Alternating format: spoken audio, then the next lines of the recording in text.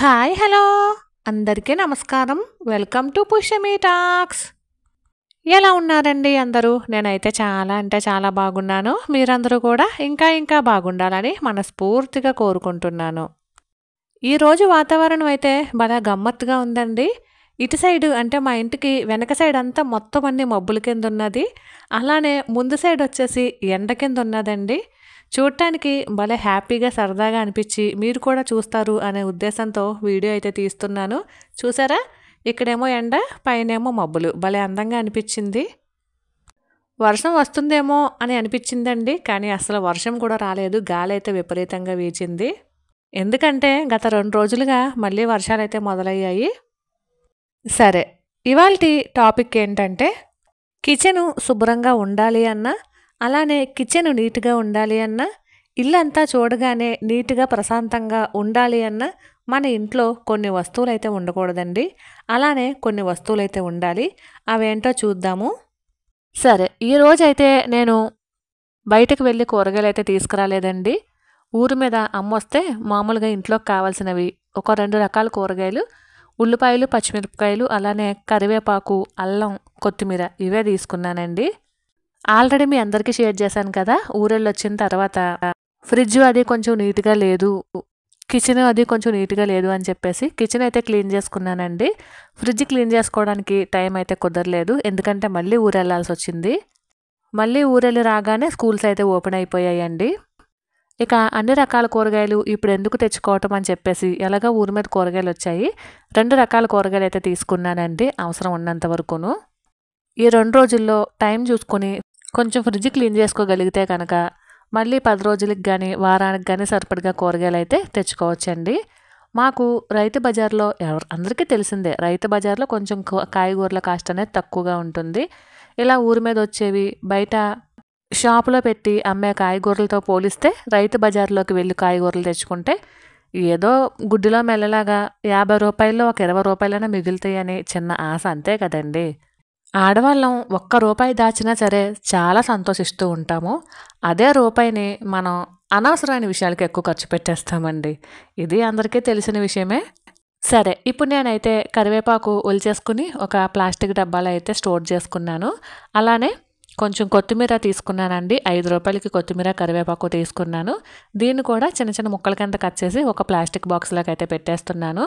ఇలా ముక్కల కింద కట్ చేసుకున్నటువంటి కొత్తిమీర కానీ, కరివేపాకు గానీ కూరల్లో ఈజీగా ఏసుకోవడానికి వీలుంటుందండి. అంటే ఉదయాన్నే హడావుడిగా ఉంటుంది కదా! రేపటి నుంచి ఎలాగా స్కూల్స్ కాబట్టి క్యారేజీలవి కట్టి ఇవ్వాలి కాబట్టి కొంచెం హడావుడి లేకుండా మనం ఇలాగా బాక్స్‌లో కనుక కట్ చేసుకొని పెట్టేసుకుంటే కూర వండేటప్పుడు కొంచెం తీసుకొని కడిగేసుకొని కూరలో అయితే వాడుకోవచ్చనమాట.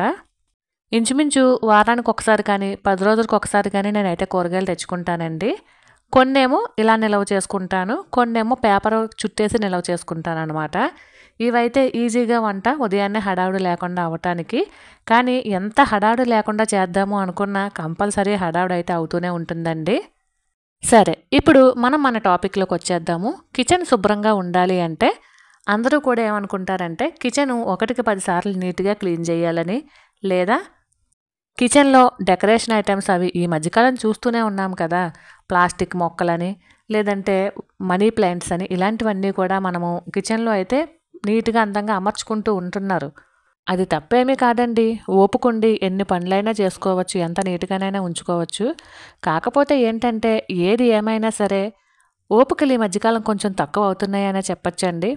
మనమేదో ఎక్కడో సోషల్ మీడియాలో చూసో, లేదంటే మన ఫ్రెండ్స్ ఇంటి దగ్గరో, లేదంటే మన బంధువుల ఇళ్ళ దగ్గరో చూసో, మన కిచెన్ కూడా అంతే నీట్‌గా ఉండాలి అనే ఉద్దేశంతో వాళ్ళు ఏమేం వస్తువులైతే కొన్నారో మనము అవే కొనుక్కోవాలని ట్రై చేస్తూ ఉంటాము.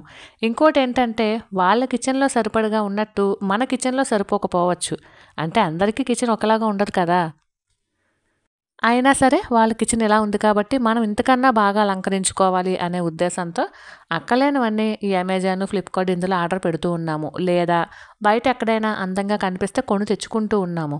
పోనీ అవేమన్నా యూజ్ అవుతాయా అంటే యూజ్ అవ్వవండి. మళ్ళీ శ్రమ. ఇప్పుడైతే ఇల్లు అయితే నీట్‌గా అందంగా అలంకరించేస్తాము. ఒక ఫోటో తీసుకుంటాము. చాలా నీట్‌గా శుభ్రంగా ఉంది అనుకుంటాము. కానీ మళ్ళీ వారం పోయిన తర్వాత మనం రెగ్యులర్‌గా క్లీన్ చేసే కిచెన్ కన్నా ఇంకా ఎగస్ట్రా పననమాట. ఈ వస్తువుల్ని క్లీన్ చేసుకోవటం, ఈ అందంగా అమర్చుకున్నవన్నిటిపైన దుమ్ము పడుతూ ఉంటుంది కదా, దాన్ని క్లీన్ చేసుకోవటం. ఇలా మనకి తెలియకుండా డబ్బులిచ్చి మరీ ఎక్స్ట్రా పని మనమే కల్పించుకుంటూ ఉన్నామండి. అసలుకే ఓపికలే అంతంత మాత్రము అని చెప్పేసి అనుకున్నప్పుడు ఇలాంటి వాటికి ఎందుకండి? ఒక పక్కన ఓపిక ఉండదు, మరొక పక్క ఆర్థికంగా కూడా నష్టపోతాం. ఆ మొక్కలేమున్నాయండి, ఒక ₹100 ఎడితే వచ్చేస్తాయి అని చెప్పేసి అనుకోవచ్చు. కానీ చాకరీ అందరినీ అనట్లేదండి. ఎవరైతే కొంచెం ఓపిక తక్కువయ్యి చాకరీ చేసుకోలేరనుకుంటున్నారో, ఎవరైతే ఆర్థికంగా ఇబ్బంది పడతాము అని చెప్పేసి అనుకుంటున్నారో వాళ్ళ కోసం మాత్రమే. ఇక కూరగాయలన్నీ సర్దేసుకుని అలానే చెత్తనంతటిని కూడా కవర్లోకి అయితే వేసేసుకున్నానండి. అలానే గుడ్లు ట్రే అండి ఇది. మీ అందరికీ తెలిసిందే, రోజుకో గుడ్డు తింటాం కదా. ఆ గుడ్లు అయితే ఖాళీ అయిపోయినాయి, తేవాలండి. మొత్తం ఒకసారి క్లీన్ చేసేద్దాము అనుకుంటున్నాను. అలానే లాస్ట్ మంత్ అమ్మమ్మ వాళ్ళ ఇంటికి వెళ్ళడం వలన నేను సరుకులు తెచ్చుకోలేదండి. గ్రోసరీస్కి అయితే పెద్దగా అమౌంట్ పెట్టలేదు. ఈరోజు గ్రోసరీస్కి వెళ్దాము షాప్కి అనుకుంటున్నాను. నా దగ్గర ఏమేమి ఉన్నాయి ఏమిటి అనేసి ఒకసారి చూస్తున్నాను అనమాట. ఇది ఖాళీదేనండి, అయిపోయింది, ఇందులోనే వదిలేసినట్టున్నాము. ఇలా మనం సెల్ఫ్లు కనుక చూసుకోకపోతే చూసారా, ఖాళీ డొక్కులన్నీ ఇందులోనే ఉన్నాయి. అనవసరంగా చెత్తలా కనిపిస్తూ ఉంటాయి అన్నమాట. ఇక ఏమేమి ఉన్నాయంటే షాంపూ ప్యాకెట్స్ ఉన్నాయి, అలానే ఇడ్లీ రవ్వ ఉంది, అలానే కొంచెం పంచదార ఉంది, అలానే సబ్బు ఉంది, టీ పొడి ఉంది, సర్ఫ్ పొడి ప్యాకెట్ ఒకటి ఉంది. ఇలా మనకి మన ఇంటి దగ్గర ఏమున్నాయి ఏంటి అనేది ఒకసారి చూసుకుని వెళ్ళాలండి. అలా అయితేనే మనము 1కి 2 కొనకుండా ఉంటాము. అంటే మనం కొనుక్కున్న తప్పులేదు, కాకపోతే దాని మీద డేట్ అయిపోతుందండి. మళ్ళీ దాన్ని వాడనులేము, అలాగని చెప్పి పడేయనులేము, అలానే ఉంచేస్తాం. అలా కాకుండా ఒకసారి చూసుకున్నాం అనుకోండి, మన ఇంట్లో ఉన్నాయో అవి కాకుండా ఎక్స్ట్రా మనకి ఇంకా ఏమైనా అవసరం వస్తే అవి తెచ్చుకుంటామన్నమాట. అందుకని ఒకసారి ఎప్పుడూ కూడా చెక్ చేసుకోవాలి. అలానే ప్యాకెట్లు అలానే వదిలేకుండా ఒకసారి వాటి వెనకాల డేట్ కూడా చెక్ చేసుకోవాలండి. పిండ్లు ఇలాంటివి ఉన్నాయంటే 2-3 నెలలకి డేట్ అయితే అయిపోతుంది కదా, ఒకసారి చూసుకోవాలన్నమాట. నేనైతే డీమార్ట్కి వెళ్ళినా లేదంటే సరుకులు బయట నుంచి రాసి తెప్పించినా సరే మాకు ఎంతవరకు కావాలో అంతవరకునే తెప్పిస్తానండి. అంటే మాకు చింతపండు కానీ, కారం కానీ, పసుపు కానీ, మసాలా పొడులు కానీ ఇలాంటివేమీ పెద్దగా పట్టవండి. ఇవన్నీ ఇంట్లోనే రెడీ చేసుకుని ఉంచుకుంటాము. ఇదివరకైతే అమ్మమ్మ మినపప్పు, పెసరపప్పు, కందిపప్పు ఇవి కూడా ఇచ్చేది. కానీ ఈ మధ్యకాలం అవి తెచ్చుకోవట్లేదండి. ఎందుకంటే ఒకేసారి అంటే అమ్మమ్మ వాళ్ళు పెద్ద ఫ్యామిలీ కాబట్టి వాళ్ళకి 5-6 కొంచాలు వేయించుకున్నా లేదా 10 కొంచాలు వేయించుకున్నా వాళ్ళకి సరిపోతాయండి. ముగ్గురమే ఉంటాము. ఒక్కొక్కసారి ఊరెళ్ళాల్సి వచ్చినా ఎక్కడికైనా వెళ్ళినప్పుడు 15 రోజులు 15 రోజులు ఇంటికి రాకుండా ఉంటాం కదండి. అలాంటప్పుడు పుచ్చు పట్టేస్తున్నట్టు అయిపోతున్నాయి అనమాట. అందుకని నేను పప్పులు అవి వేయించుకోవట్లేదండి. ఎప్పటికప్పుడు ఒక్కొక్క ప్యాకెట్ అయితే తెచ్చేసుకుంటూ ఉన్నాము. మనకి ఆల్మోస్ట్ తెలిసిపోద్ది కదండి, నెలకి ఇంచుమించు మనకి ఎంత పప్పు పడుతుంది, ఎంత పిండి పడుతుంది అనేది మనకు ఒక అంచనా వచ్చేస్తుంది. కాబట్టి నేను ఇంకా అలా కాదని చెప్పేసి ప్రతి నెల కూడా కందిపప్పు 1 ప్యాకెట్, మినపప్పు 2 ప్యాకెట్లు, కేజీ ప్యాకెట్లు అండి ఇలా తెచ్చుకుంటూ ఉన్నాను. మొన్న కారం అయిపోతే ఆశీర్వాద్ కారం తీసుకొచ్చానండి. 2 ప్యాకెట్లు తీసుకొచ్చాను. ఇంకా 1 ప్యాకెట్టే వాడాను, ఇంకో ప్యాకెట్ ఉండిపోయిందండి. ఈ లోపు మేము కారం ఏం చేసుకున్నాము. ఈ కారం ఏదైనా పచ్చడి కలిపినప్పుడు వాడేద్దాము అనేసి అలా ఉంచేసాను అనమాట. లేదంటే ఎవరైనా వాడుకుంటాము అంటే వాళ్ళకి ఇచ్చేద్దాము ఈ కారం ప్యాకెట్ అనేసి అలా పక్కన అయితే పెట్టి ఉంచానండి. ఇలా సరుకులు కూడా మనకి ఏ వస్తువులైతే కావాలో అవే తెచ్చుకున్నాం అనుకోండి, మనకి ఇల్లు చూడడానికి నీట్గా ఉంటుంది, అలానే శ్రమ కూడా ఉండదండి.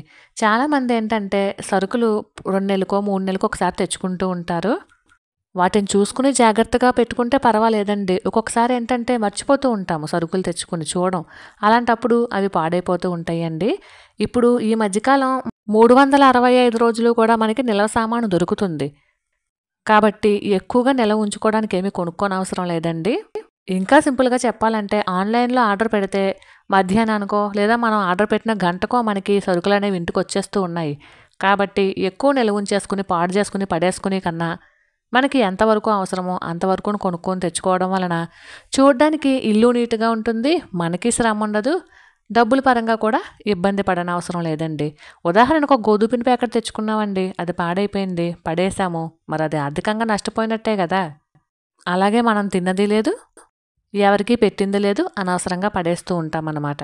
కాబట్టి ఇలాంటి వాటిలో కొంచెం మనం చూసుకోగలిగితే మన పొదుపుని మనం పెంచుకున్నట్టే, అలానే మనకి ఎంతవరకు అవసరమో అంతవరకునే వస్తువులు కొనుక్కున్నట్టు ఉంటుంది, మనకి పెద్దగా అవస్థ ఉండదండి.